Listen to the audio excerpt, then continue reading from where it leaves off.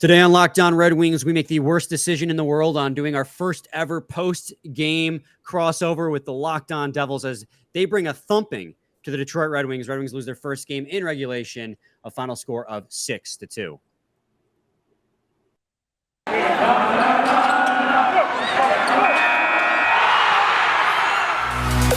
You're Locked On Red Wings, your daily podcast on the Detroit Red Wings. Part of the Locked On Podcast Network, your team every day.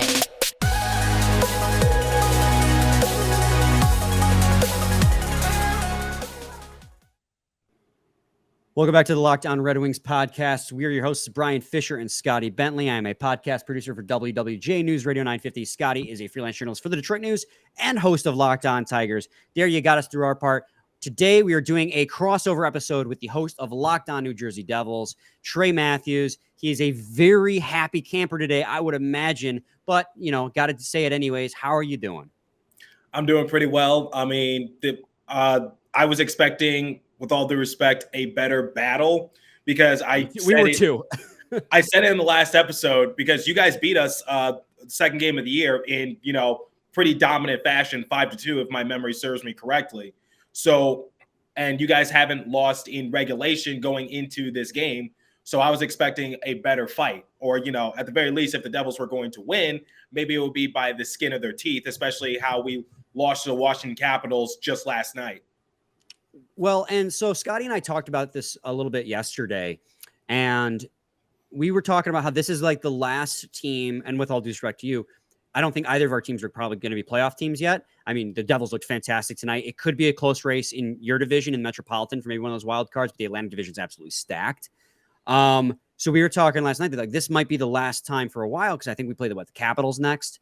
It's so the Red Boston, sorry. Minnesota, Washington. Yeah, Buffalo's it's a gauntlet the next 5 or 6. Yeah. And we were talking about you have to get these 2 points. You got to stay hot now because you're going to start playing the bona fide playoff contenders. But, the Devils came out off a second half of a back-to-back, and we all know those underlying numbers. They showed it on the broadcast. You're top in Corsi for percentage, top in shots for per game. It's just the one thing was that you were letting up goals that probably shouldn't happen, and the Devils were not converting on their opportunities. Well, tonight, the Red Wings got a reality check. They came back down to earth. They will, in fact, not go lossless in regulation throughout the season. And the Devils, I think, I'm not going to put words in your mouth, but I have a feeling you're going to back me up. This was an accumulation of all the good things you saw finally coming to a head. Yeah, so in our last game against Washington Capitals, I was actually talking to Michael DeStefano of Locked On Leafs about the overall advanced analytics for New Jersey Devils. If you were to look at the last game for the Washington Capitals, I could tell the big difference between if you're scoreboard watching or if you're actually looking at the analytics or the actual game itself. Because the fact of the matter is this: the New Jersey Devils, they created a lot of good high danger shots for themselves. They had a lot of grade A chances. They were, trying to formulate a decent game plan. Unfortunately, it didn't pan out in their favor just due to, some defensive lapses. Mackenzie Blackwood didn't have his best outing. And, Bryce Salvador, who's a friend of my show and also, analysis for MSG, he actually acknowledged it during a timeout a couple games ago, which is the New Jersey Devils. If you look at their goals against and their goals for numbers, they're actually top in the league.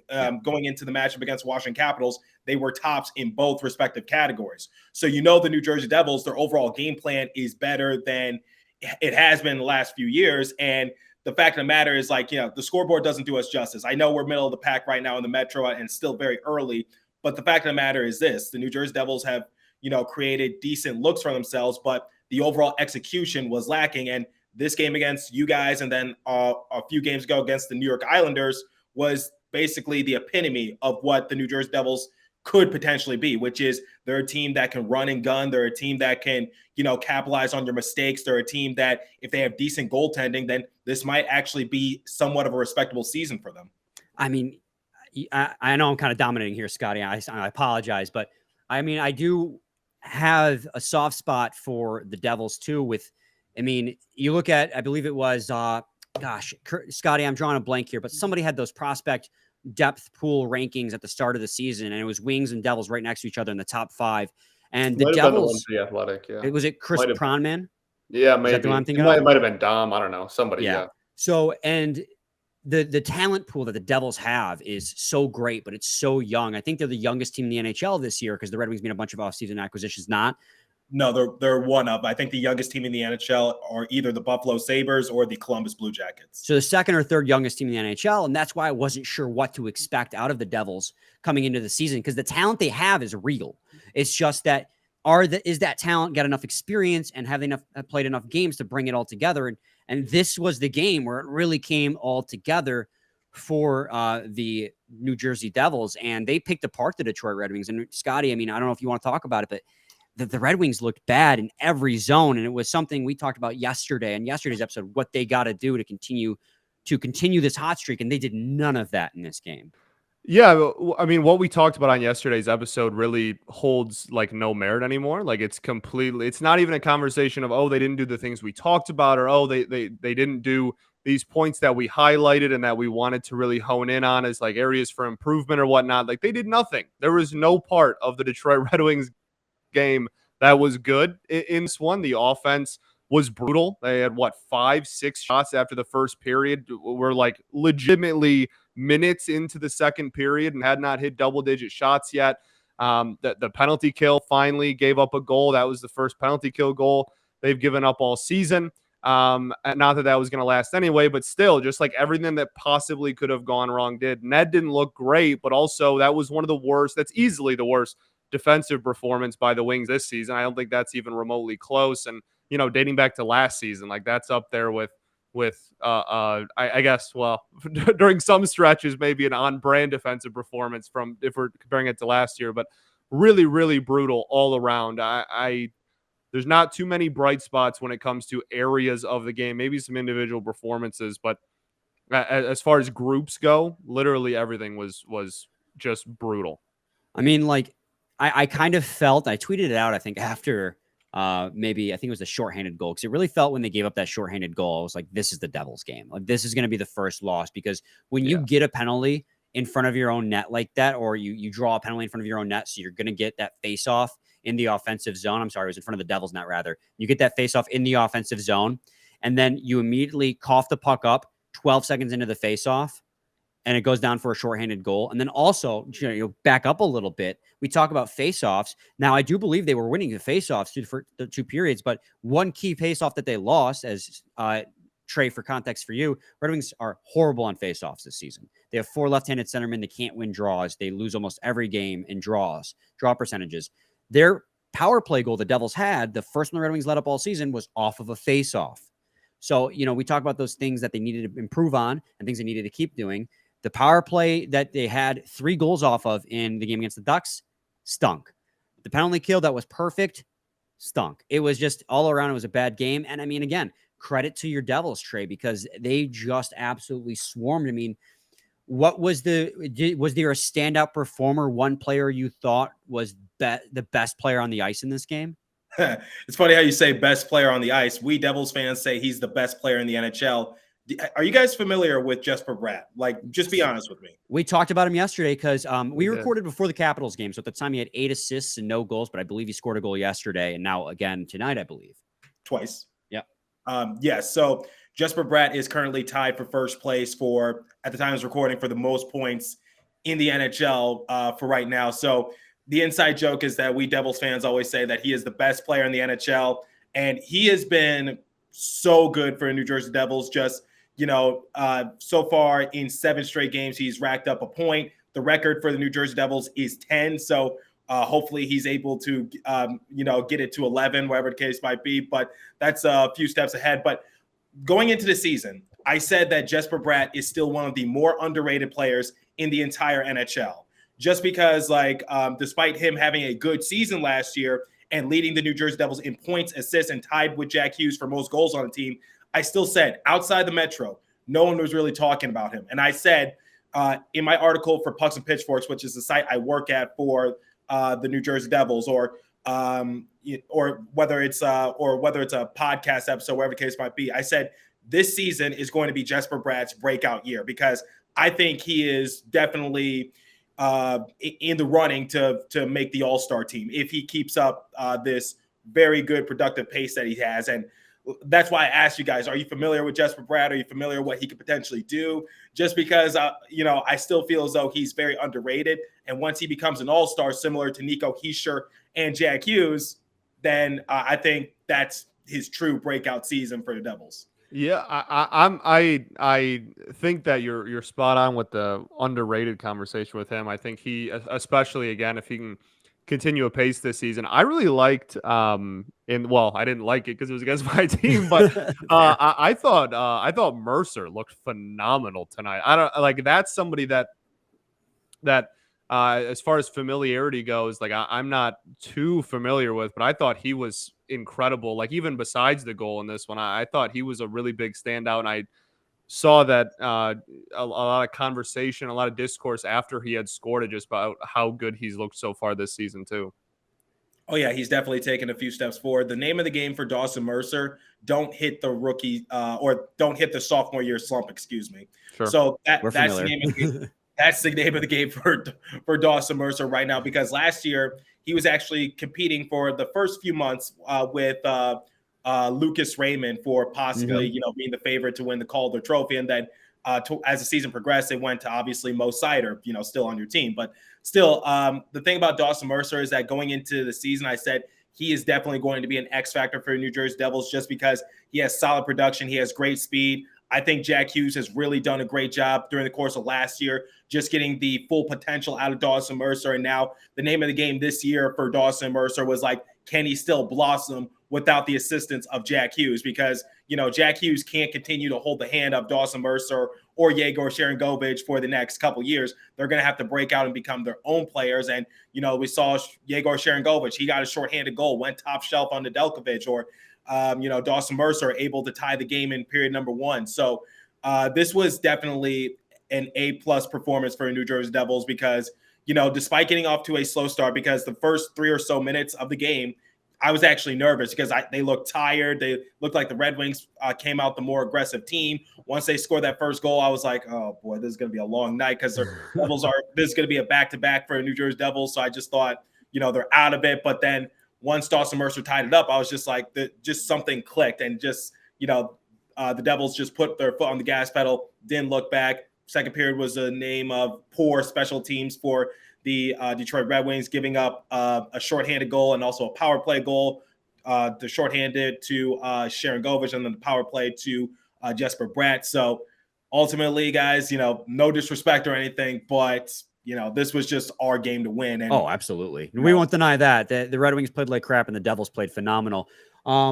When we come back, we're going to continue this conversation. Scotty and I will talk about the lone bright spot in this game for the Detroit Red Wings. And obviously we'll continue talking to Trey because I want to talk to you about Damon Severson because I think he had a phenomenal game and the metrics back it up. But first, I got to talk to you guys today about BetOnline. Oh, I got to use the smaller banner for this one. That way we don't block Scotty's beautiful face. We wouldn't want that. BetOnline.net is your number one source for betting football and the start of the new basketball season. Find all the latest player developments, team matchups, and news, podcasts, and in-depth analysis on every game. And as always, BetOnline remains your continued source for all your sports wagering information with live betting and up-to-the-minute scores for every sport out there. The fastest and easiest way to check in on all your favorite games and events, including MLB, MMA, boxing, and golf. Head to the website today or use your mobile device to learn more. BetOnline, where the game starts. Please remember to gamble responsibly. Yes, gamble responsibly for sure. Segment 2, Locked On Red Wings podcast. Scotty and I are joined by Trey Matthews of Locked On New Jersey Devils. As he, two of us are very down bad about this game, and one of us is very excited, and I'm pretty sure you all know who it is. But Scotty, I want to talk real quick. The Red Wings had a lone bright spot in this game, and Dominik Kubalik continues to play incredibly well for the Detroit Red Wings. And now it wasn't like everyone. Nobody had a consistently good game throughout, but Kubalik did register another goal and an assist. So he had a point on both goals for the Red Wings in this game. And I mean, it just goes to show like he's feeling more and more. And again, through now 6 games, we want to pump the brakes a little bit. Derek Lalonde said so. Pump the brakes a little bit in his pre-game media availability. But now he's up to 10 points in 6 games with the Detroit Red Wings. He has been one of the most, I won't even say one of the most exciting players for Detroit Red Wings fans through these first 6. Yeah, for sure. I mean, you continue to see the benefits of having him on your team, and especially in games like this where you're just getting outclassed and outplayed pretty much across the board in every single category. And to just have someone that hey, at least I know for a fact that if the puck gets on Dominik Kubalik's stick, he's going to rip it and just put the puck on net at least. Like those are the games where I think he only had 2 shots in this one, but these are the games where when the shot total's low and you can't seem to get any offense going, these are the games that you're thankful you still have Kubalik at least on your offense for a large majority of the night, because I mean, clearly, right? He had points for in the only 2 goals that we scored. So I think that's very much a lone bright spot and somebody that I think everyone continues to get more and more excited about.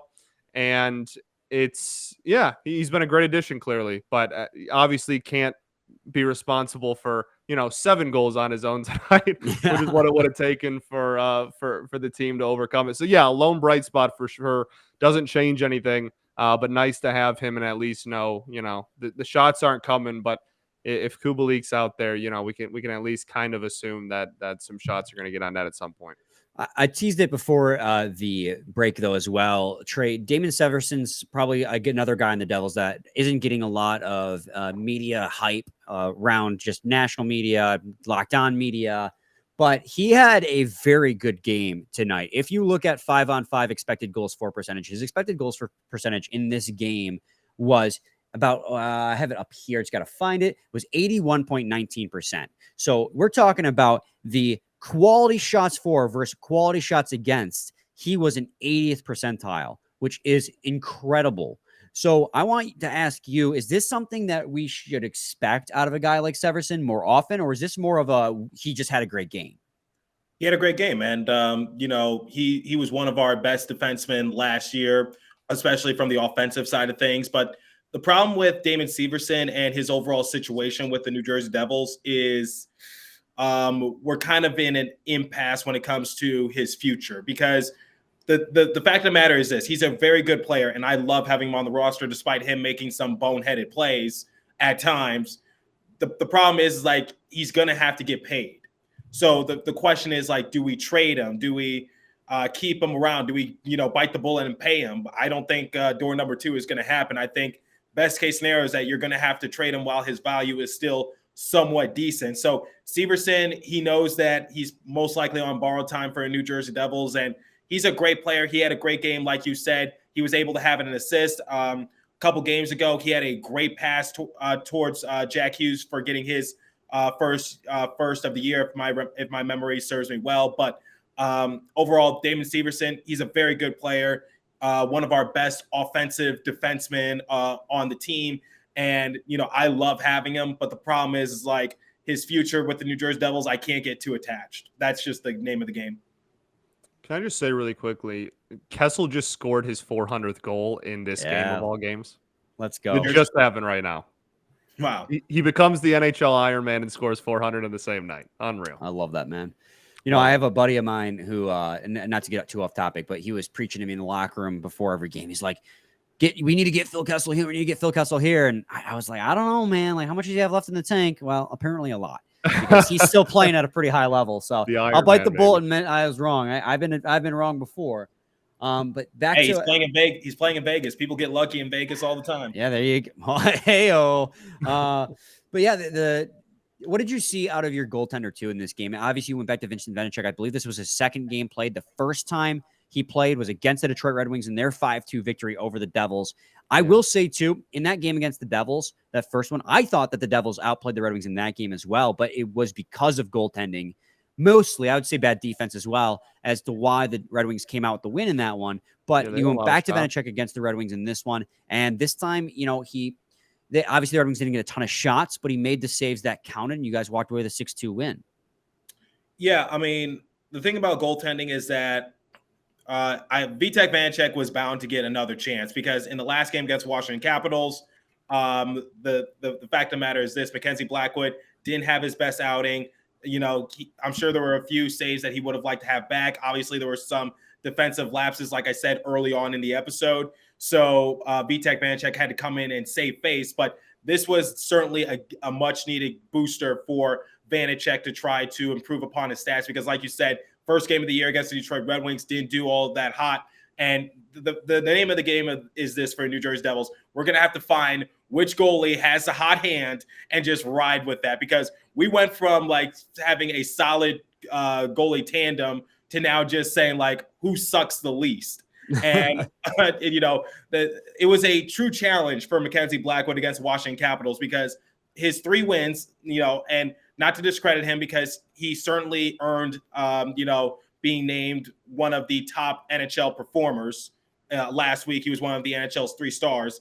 Not to discredit him, but he's playing against the Anaheim Ducks. He's playing against the New York Islanders. He's playing against the San Jose Sharks. And, Anaheim Ducks, talked with JD Hernandez of Locked On Ducks about this. They give up a lot of shots on goal. So, it's hard for the Ducks to retaliate in their offensive zone pressure. Or, you look at the San Jose Sharks, they're purposely, even if they're not going to admit this, they're purposely tanking for Connor Bedard. Correct. And then, when look at the New York Islanders, they didn't get a shot on goal on Mackenzie Blackwood until halfway done with period number 1. So he didn't really have that much of a challenge, but at the same time, they still got a few good, decent looks coming his way. So my thing for the goaltending for the New Jersey Devils is that I think it's heading in the right direction. I still think Mackenzie Blackwood is going to be the go-to guy for the New Jersey Devils moving forward.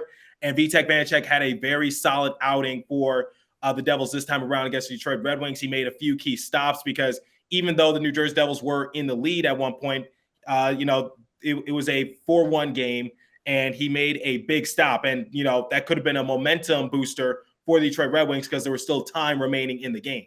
So my thing is, like, the goaltending is starting to improve. It's starting to get better. And I have more faith in it this season than I did last year.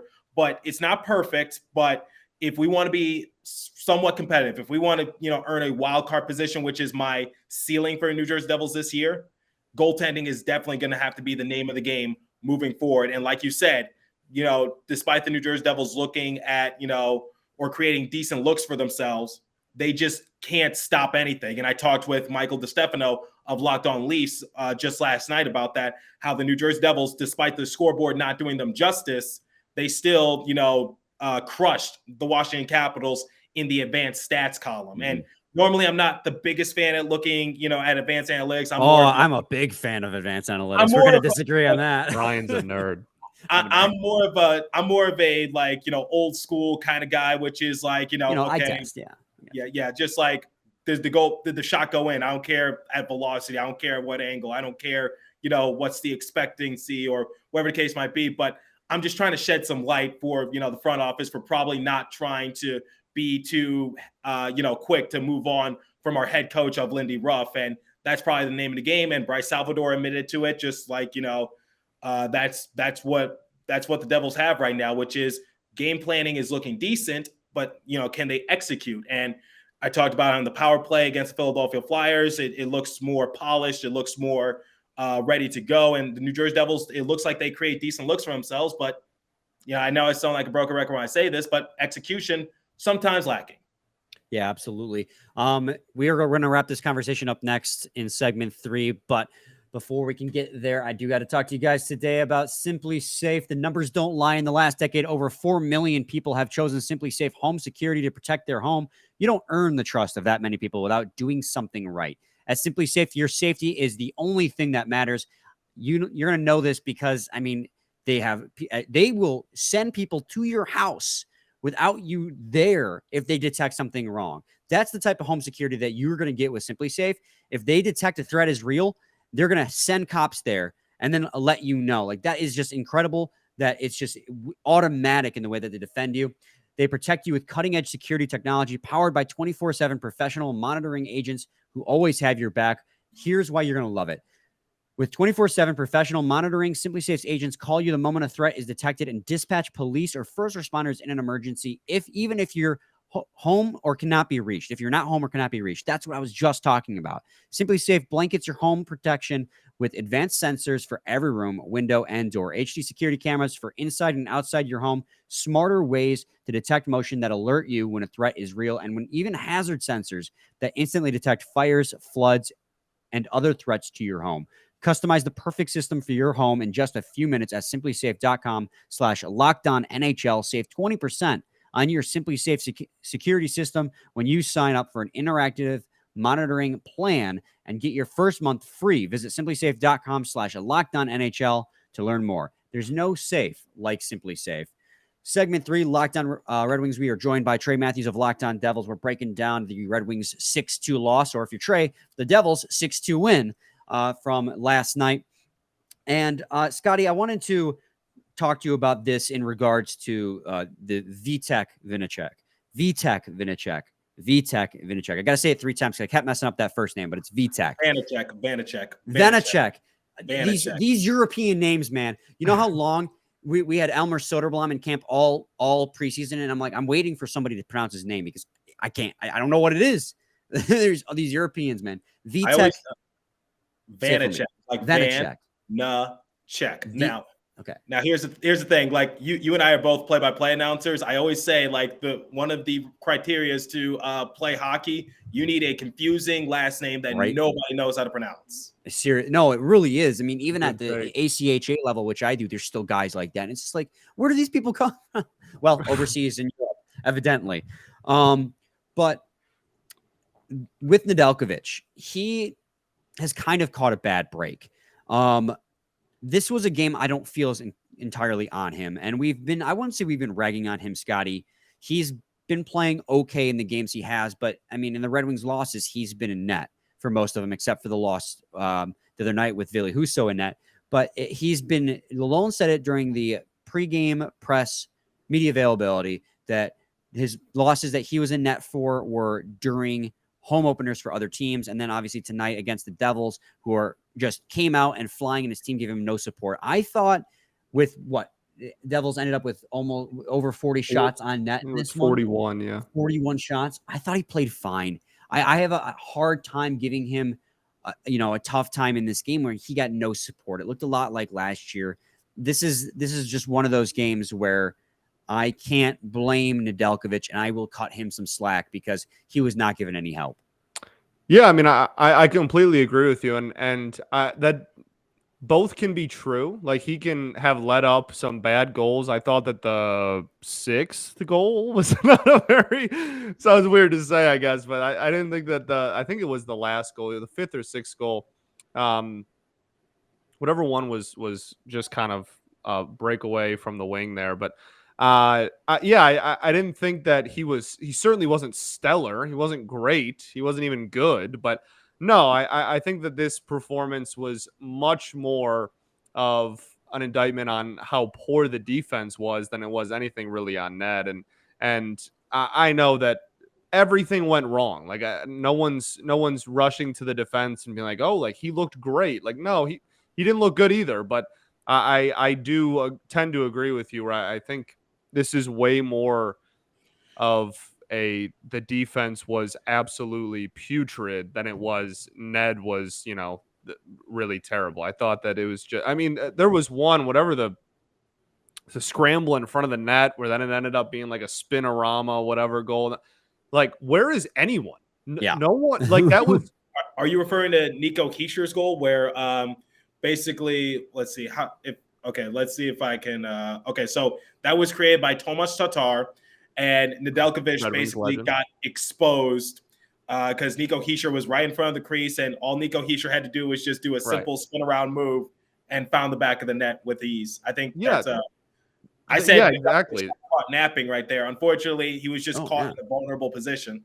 That was the case. And that's my point. Like, it wasn't even that wasn't even like, like, what is Ned really supposed to do? Like, yeah, he might have overbid and went a little too far out of there, I guess. But the forwards are nowhere. The defense is nowhere. Like, there was no one there to help, and that was just really the story of the game. I mean, it was any shot you can imagine. The like peppered shots just to get like a shot on net. It was the high danger shots. It was shots from the slot.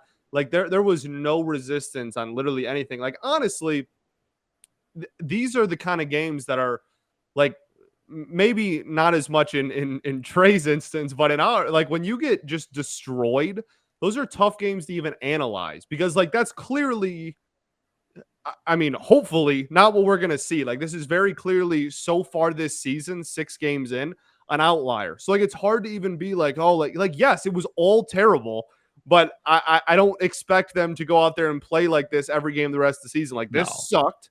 It was a stinker. I hated watching every second of it. It was absolutely brutal.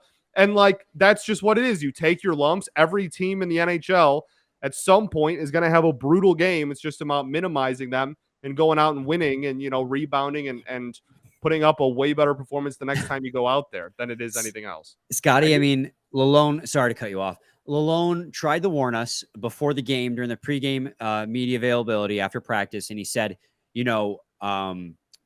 check yourself. The reality check's coming. What was the exact word he used? He said, pump the brakes. He said, pump the brakes. Pump the brakes. He said, at 5-on-5, we're not playing very well. We've got good goaltending, and power play has begun to come alive. Penalty kill has been great, but at 5-on-5, we have not been playing well. And I mean, obviously, along with the special teams, but today they really got exposed. So I was texting you, and I was like, man, Derek Lalone was a little bit of a bummer today. The Red Wings have been so hot, and he's out here being like, don't expect, like, we're not a high caliber team. We might not even be a mid caliber team. And then like they go out there and drop that performance. It's like, wow, he was trying to warn us for sure. He might. He might be the head coach of the hockey team for a reason. But yeah, I mean, Trey, what you got final thoughts, man? Like, go ahead and just live it up. Okay. I don't mean to add insult to injury, but go for it. They played Jesper bad. Bratt dominated in this game, right? Okay, we've established that. 2 goals and 1 assist. This might stun you guys, but Jesper Bratt got the 3rd least amount of ice time on the entire roster for New Jersey Devils. So people like Michael McLeod got more ice time than him. So Alexander Holtz got the least amount of ice time, which was to be expected because it seems like his skates are heavier than usual. I don't know why. Then Dawson Mercer got the 2nd least amount of ice time. Then Jesper Bratt.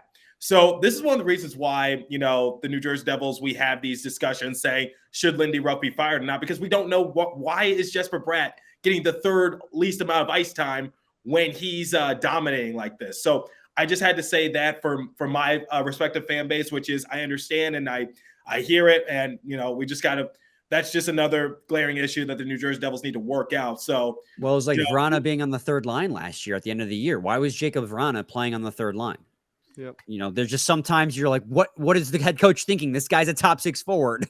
Yeah, but no one's going to really talk about it just because the Devils came out and dominated in this game. So, like I do every episode, if I had to give a letter grade for New Jersey Devils, I'm going to say this is going to be my first A+, because despite letting off the first goal of the game, they rebounded. Then the second period became their period. They got shorthanded goal. They got a power play goal. And, despite the Red Wings cutting the lead in half 4-2, the New Jersey Devils were able to get a couple extra insurance goals. And Jesper Bratt just looked like a man on fire out there, despite getting not that much ice time compared to some of his other teammates. So, ultimately, this was a pitch-perfect game for New Jersey Devils. Vitek Vanecek looked good. And the only time I was concerned for the Devils was early on when Dylan Larkin scored, because I was just like, I think the Devils might be a little tired, but they just flipped the switch and, kicked it into a new gear. Well, and for the record, Dylan Larkin does that. I mean, that he did that all last year. He would seemingly come out and score a goal in like the first 3 minutes. And like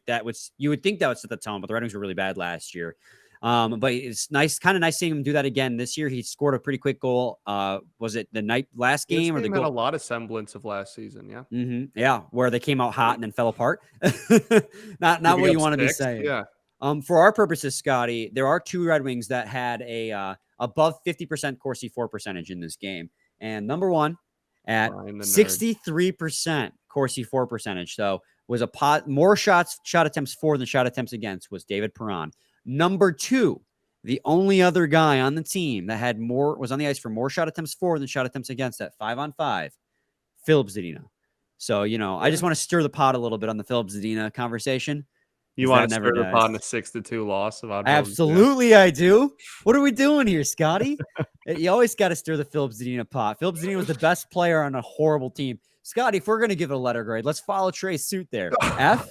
Sounds like a great idea. Solid F minus. Yeah, I'm going to go with a solid F. Like a really solid. Like you're bold and legitimate F. italicized. Maybe underline it too. Yeah, I not like a like a 20% F.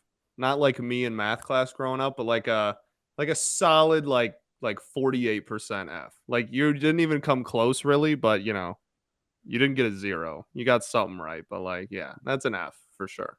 Gotcha. All right, Trey. Vitek Vanacek. Correct. Let's go. Ending on a high note. All right. Damon Severson. All right. Good. We're good. We're good, guys. Getting a little bit better every single episode. We'll be back. Any final thoughts, Trey, before I send us off? Our next game for the Devils, at least, going to be a big challenge. We're taking on the reigning Stanley Cup champion, Colorado Avalanche. Oh, yeah. That's a fun one. They're a little dinged up, but even at their worst, still not a team you can definitely not sleep on. Absolutely. Yeah, that'll be fun. Scotty and I will be back with you guys tomorrow. Same time, same place. It's your team every day. Every day.